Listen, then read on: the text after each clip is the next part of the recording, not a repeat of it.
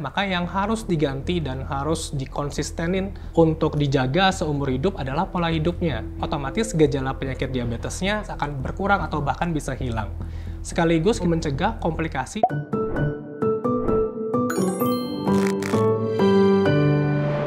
Halo teman Sehat Organik, kembali lagi sama saya Jessica. Nah, hari ini saya udah ditemenin nih sama Dr. Rafael Kosasi, spesialis gizi klinik. Apa kabar, Dok? Sehat. Sehat ya. Jadi banyak yang bertanya kepada Organik, diabetes itu bisa sembuh atau tidak sih? Gitu ya. Jadi apa nih arti dibalik kesembuhan diabetes sendiri? Nah, jadi di video ini hari ini kita mau membahas tentang remisi diabetes. Jadi orang berpikir kalau udah kena diabetes ya, dan kita tuh berobat cuma memperlambat supaya nggak kena komplikasi. Oke. Dengan menjaga pola hidup, itu dia bisa hidup dengan gula darah yang normal tanpa obat. Seharusnya berusaha sebaik mungkin untuk mencapai kondisi gula darah terbaik ya. Kalau nggak di bawah 6,5, sebisa mungkin kalau masih bisa ya di bawah 5,7, artinya normal gitu ya. Itu kan memang mesti punya tujuan yang jelas ya, Dok. Nah, sekarang kalau sudah punya target remisi diabetes nih, Dok, how to achieve remisi diabetes? Menurut pendapat saya ada 3 hal yang harus diubah. Pertama itu harus mindsetnya dulu, bahwa diabetes ini bisa dicapai remisinya. Yang kedua, paling memiliki proporsi yang besar untuk menurunkan HbA1c adalah perubahan gaya hidup. Yang orang sulit untuk mencapai remisi diabetes adalah nggak mau melakukan perubahan gaya hidup. Nah, ini yang akhirnya komplikasi-komplikasi diabetesnya jadi nggak bisa dikontrol. Di Indonesia kan biasanya kita selalu penuhin dulu piringnya sama nasi dulu. Ya, bisa 2 atau 3 kali lipat dari porsi proteinnya, atau porsi sayurnya malah kebalik. Nah, biar pola makan yang paling mudah diikuti oleh semua orang adalah pola makan gizi seimbang. Dalam satu kali makan besar, kita harus dapat satu sumber karbohidrat, ada sumber proteinnya, terus ada serat. Nah, dengan demikian, maka seluruh komponen gizi yang kita perlukan dalam satu piring makan itu kita bisa dapatkan. Untuk mencapai penurunan kadar gula darah yang lebih baik, bisa menahan supaya dia nggak lewat 180 tadi setelah makan. Caranya adalah? Caranya, kalau kita mengkonsumsi makanan, kita makan seratnya duluan sampai habis. Kalau seratnya sudah habis, maka urutan makan berikutnya adalah makan proteinnya, kemudian baru makan makanan pokoknya atau makanan sumber karbohidratnya. Berarti sayurnya dulu sampai habis, habis itu pindah ke proteinnya, atau udah boleh dicampur sama nasi, Dok?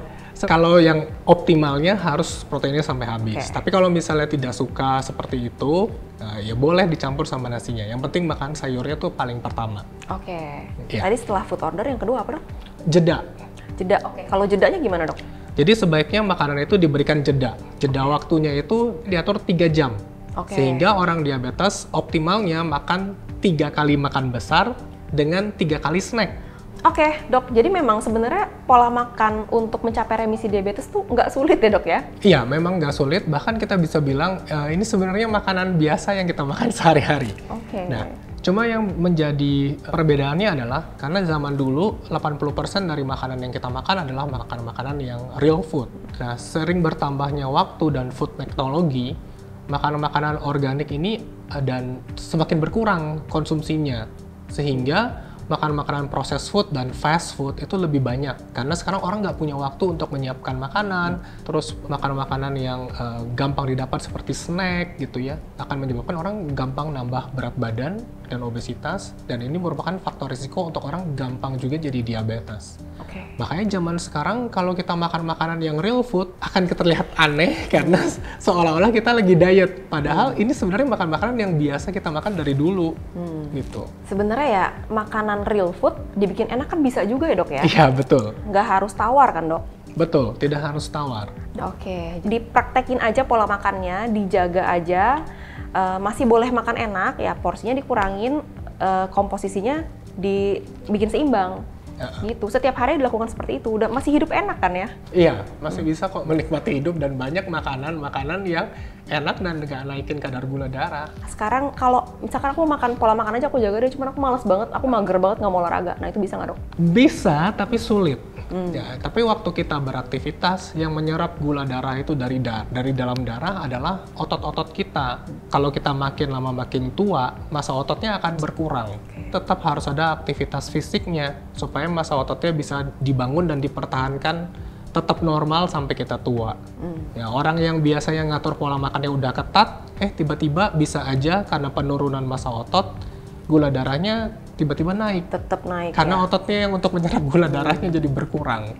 Seperti itu. Oke, memang wajib juga olahraga. Betul. Untuk olahraga dengan intensitas yang paling bare minimum deh, harus ngapain gitu setiap harinya? Minimal 5 hari dalam 1 minggu. Oke. Jadi misalnya ada kendala untuk berolahraga yang berat, ya bisa mulai dengan jalan kaki. Oke. Ya, jalan kaki sekitar 30 menit setiap 5 hari dalam 1 minggu. Oke. Gitu. Kalau misalnya orangnya obesitas sekali, terus sudah mulai ada gangguan di tulang punggung dan lututnya, ya kan, bisa diganti dengan jalan kaki di kolam renang atau berenang sesuai kemampuannya. Ya, kalau misalnya orangnya memang mampu untuk olahraga yang berat, ya nggak apa-apa. Karena kalau orangnya mampu olahraga ringan atau pemula, ya olahraganya start dari intensitasnya yang ringan sampai yang sedang. Oke. Itu yang bare minimum ya, Dok, Bare ya? minimum.